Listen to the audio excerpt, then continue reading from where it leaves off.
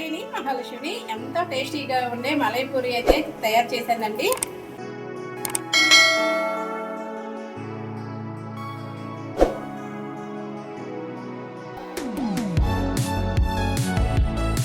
నేను ఏ విధంగా మలై పూరి తయారు చేశానో లేట్ చేయకుండా చూసేద్దామా. కోవా కోసం ముందుగా నేను లీటర్ పాలు అయితే తీసుకున్నానండి.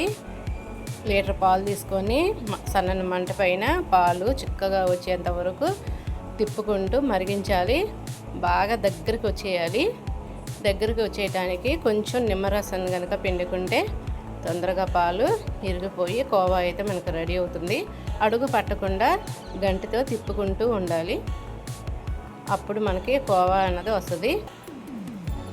పాలు ఇంకొంచెం చిక్కగా అవ్వాలండి. ఇంకొంచెం చిక్కగా అయితే సరిపోతుంది.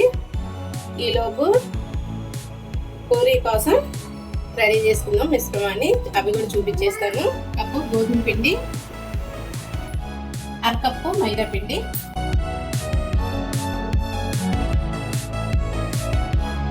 సాల్ట్,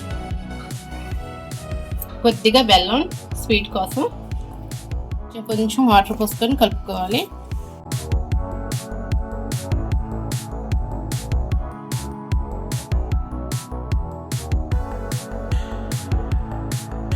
ఈ విధంగా చిక్కగా ఉంటే సరిపోతుందండి. దీన్ని కొంచెం సేపు నానబెడదాము. కొంచెం సేపు నాననివ్వాలి. పక్కన పెట్టేసుకుందాం. ఇప్పుడు కోవా రెడీ చేస్తాం.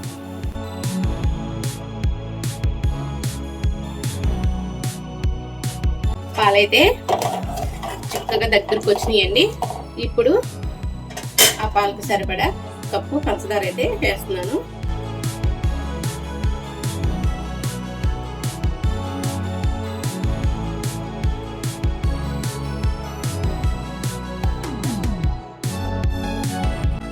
ఇప్పుడు కొంచెం పాలపిండి తీసుకోండి. పాలపిండి కూడా వేస్తే బాగా చక్కగా దగ్గరగా వస్తుంది. కోవా చక్కగా రెడీ అవుతుంది.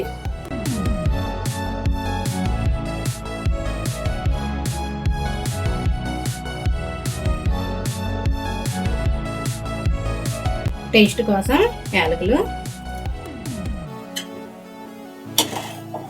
ఇప్పుడు పంచదార పాకం పెట్టుకుందాం. ఇంకో పక్కన కప్పు పంచదార వేసుకుంటున్నా. ఒక కప్పు పంచదార వేసాను కదా, 2 కప్పులు వాటర్ తీసుకోవాలి.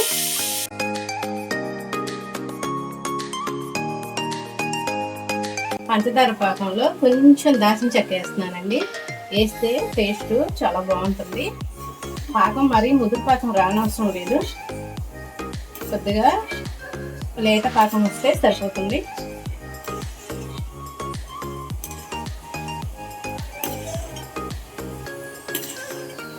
పంచదార పాకం దగ్గరకు వచ్చేసిందండి.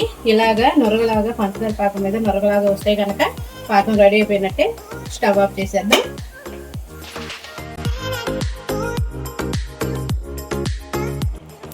కోవా అయితే రెడీ అయిపోయిందండి. ఇలా ఉంటే సరిపోతుంది. మరీ చిక్కగా అవ్వకూడదు. కొంచెం ఈ లూజ్ మీదే స్టవ్ కట్టేసుకుంటే మనకి సరిపోతుంది. స్టవ్ అయితే ఆఫ్ చేసేస్తున్నా. కోవా రెడీ అయిపోయిందండి. పాకం పంచదార పాకం రెడీ అయిపోయింది. ఇప్పుడు పూరీకి డీప్ ఫ్రై కోసం ఆయిల్ అయితే పెట్టుకున్నాం. కళాయి పెట్టేసుకొని ఆయిల్ అయితే పోస్తున్నా. పూరీ కోసం పిండి ఇలాగుంటే సరిపోతుంది. ఇంత జోరుగా ఉంటే సరిపోతుంది.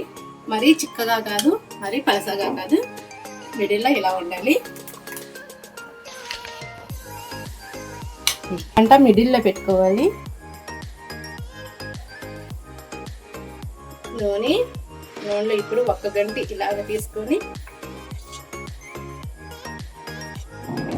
ఇలా మధ్యలో ఇలా పోసి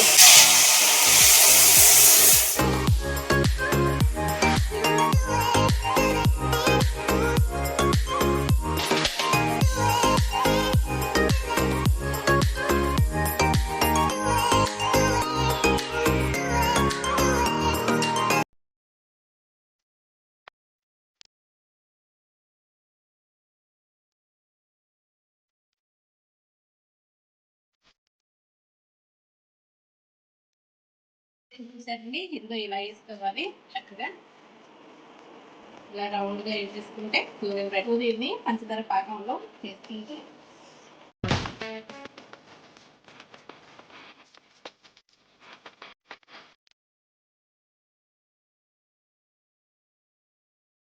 జస్ట్ ఇలాగా తిప్పుకుంటే సరిపోతుందండి. పంచదార పాకం తెచ్చుకుంటుంది.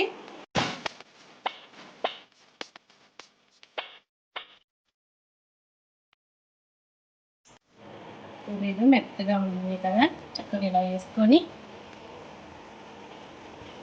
మళ్ళీ ఇంకో పూరీని వేసుకోవాలి. ఇప్పుడు ఈ పూరీలో కోవాని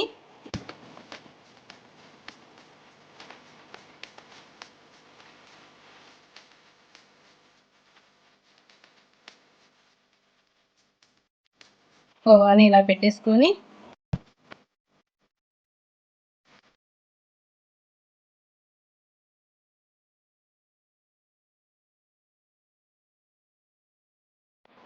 ఇలా అప్లై చేసేసుకుంటే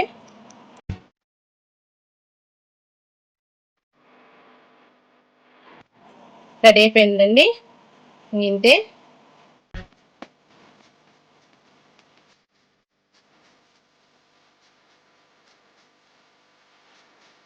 ఇంతేనండి, పూరి తయారు చేసేసుకొని కోవా అయితే రెడీ అయిపోయింది కదా. దాంట్లో స్టఫింగ్ పెట్టుకుంటే ఎంతో టేస్టీగా ఉండే మలయ పూరి అయితే రెడీ అయిపోయినట్టే. సింపుల్గా ఇంట్లోనే తయారు చేసేసుకోవచ్చు. వీడియో నచ్చితే లైక్ చేయండి, సబ్స్క్రైబ్ చేసుకోవటం మాత్రం మర్చిపోవద్దండి ప్లీజ్. ఎవరైనా కొత్తగా మా ఛానల్ని చూస్తున్నట్టయితే కనుక సబ్స్క్రైబ్ చేసుకొని మమ్మల్ని ఎంకరేజ్ చేయండి. మలయ పూరీలు ఎలా ఉన్నాయో కామెంట్ బాక్స్లో కామెంట్ పెట్టండి.